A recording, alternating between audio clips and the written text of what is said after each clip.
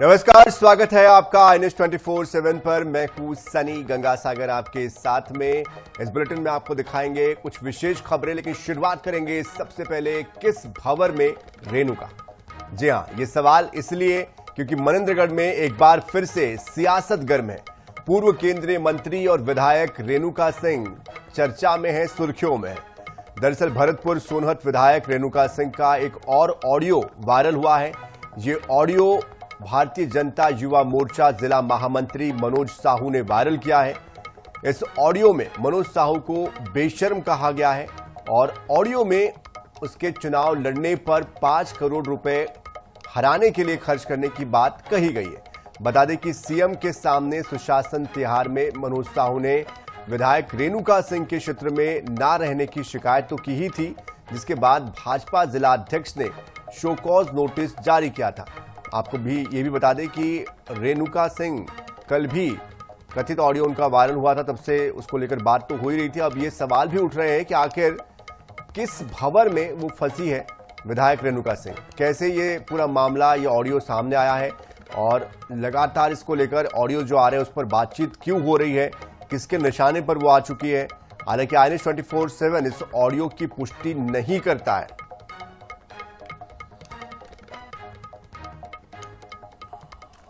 लड़ेगा वो ना तो मैं 5 करोड़ रुपए निकालूंगी, जमा पूंजी जहां भी है मेरा पड़ा चढ़ा खड़ा, और मैं एक ब्लॉक सोनहत में ना मैं कार्यकर्ताओं के ऊपर और जनता के ऊपर खर्च कर दूंगी। मैं ना मनोज मतलब इतना बेशरम कार्यकर्ता है।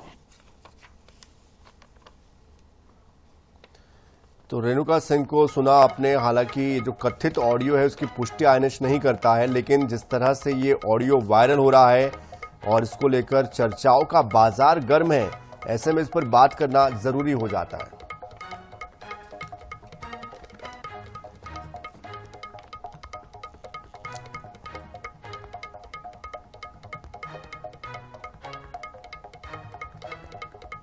चंपा देवी पावले हमारे साथ भारतीय जनता पार्टी से पूर्व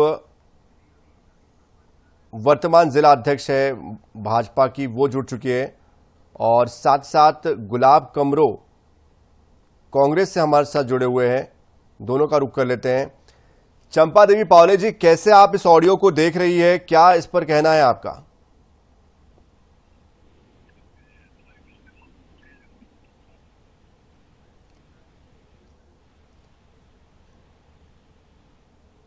क्या आप मुझे सुन पा रही हैं?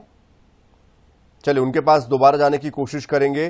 क्योंकि गुलाब कमरो भी हमारे साथ कांग्रेस से जुड़े हुए हैं, उनका रुख कर लेते हैं। गुलाब कमरो जी, कैसे देख रहे हैं इस ऑडियो को? कांग्रेस कैसे देख रही है इसको? देखिए, ये विष्णु जी की सरकार में जो सुशासन तिहार चल रहा है उसकी सच्चाई इनके ही कार्यकर्ता पोल खुले हैं, वहां से लेकर विवाद शुरू हुआ है। इसके बाद जिस तरह से भारतीय जनता पार्टी की सरकार में जैसे लगातार आरोप लगाते हैं कि कांग्रेस में गुटबाजी है, पर देखिए कि किस तरह से भारतीय जनता पार्टी के कार्यकर्ता और विधायक के बीच में कितनी गुटबाजी है, ये पूरा प्रमाण आपके बीच है। ये कहीं न कहीं से ये भारतीय जनता पार्टी का पूरा पोल खुला है कि 5 करोड़ की बात कर रहे हैं। तो शासन तिहार में मुख्यमंत्री के सामने आरोप लगा रहे हैं, विधायक नदारत रहती है। तो सीधा सीधा ये स्पष्ट है कि ये विष्णु जी की सरकार पूरी तरह से फेल हो चुकी है। धरातल में कोई काम नहीं है, विधायक क्षेत्र में रहती नहीं है। ये पूरी तरह से सच्चाई है जो इनके कार्यकर्ता ने पूरी इनकी पोल खोल दी है। लेकिन साथ साथ वो एक बात और कहती है, अपने सरकार से नाराजगी तो है ही है, भूपेश सरकार की वापसी की बात भी वो कहती है। इसको लेकर भी बहुत चर्चा हो रही है, इस पर मैं जवाब लूंगा आपसे। लेकिन क्या हमारे साथ चंपा देवी पावले जी जुड़ी हुई है? चंपा जी, क्या आप मुझे सुन पा रही हैं? चलिए, वो अभी हमारे साथ जुड़ी हुई नहीं है, लेकिन दोबारा से गुलाब कमरो जी आपसे समझना चाहते हैं कि आखिर अंदर खाने क्या चल रहा है, क्या महसूस हुई जरूरत उनको कि वो पूर्व सीएम का नाम ले रही है? देखिए, आपस में जो भी मुख्यमंत्री बनने की इच्छा रखती थी, मुख्यमंत्री बन नहीं पाई है, तो इसलिए आपस जो है इनकी गुटबाजी है बड़े स्तर पे, प्रदेश स्तर में भी है, मंत्री मंडल में फेरबदल का शुरुआत है। तो कहीं न कहीं ये सब चीजें इससे जोड़ के देखा जा सकता है, क्योंकि आपस में बन नहीं रहा है। यहाँ पर आपस में काफी इतनी गुटबाजी फैली हुई है सोनहत में, अगर देखा जाए तो इसके वो लेकर करने के लिए किया जा सकता है। नहीं, लेकिन यहाँ पर वो नाम जो ले रही है वो पूर्व सीएम भूपेश बघेल का नाम ले रही है। नाराजगी अपनी सरकार से, वो बात तो ठीक है, लेकिन पूर्व सीएम भूपेश बघेल की सरकार में वापसी की बात वो कह रही है। इसका क्या मतलब निकाला जाए? क्या अंदर खाने आप लोगों के संपर्क में वो है, या वो आपकी पार्टी ज्वाइन करने की कोई मंशा रखती है, या इस तरह इसको लेकर कोई बातचीत आप लोग की हुई हो? उनसे आईडियो के हिसाब से तो लगता है कि सरकार गिरा देंगे, सरकार फिर से बनवाएंगे।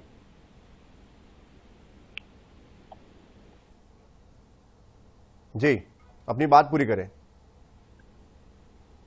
उससे उस आइडिया से तो स्पष्ट लगता है कि वो सरकार गिरवाएंगे और समर्थन करेंगे और कांग्रेस की सरकार बनेगा, क्योंकि उन्होंने स्पष्ट रूप से कहा है कि सरकार ऊपर कर ली है, यहाँ पर इस सरकार में कोई सुनने वाला नहीं है, इस सरकार मुख्यमंत्री कोई काम के आप नहीं बहुत बड़ी बात कर रहे हैं गुलाब कमरो जी, कि सरकार वो गिरा देगी और इस सरकार में कोई सुनने वाला नहीं है। ये आप क्या इस बारे में आपके पास कोई पुख्ता कोई बातचीत है? किसी बड़े आपके नेता से बातचीत आपकी हुई है इस संबंध में? नहीं, हमारी कोई पुख्ता जानकारी नहीं है, लेकिन उस आइडियो का ध्यान से अगर गौर से अगर सुने तो उस आइडियो में स्पष्ट होता है कि सरकार चल नहीं पा रही है, सरकार ऊपर से चला रहे हैं।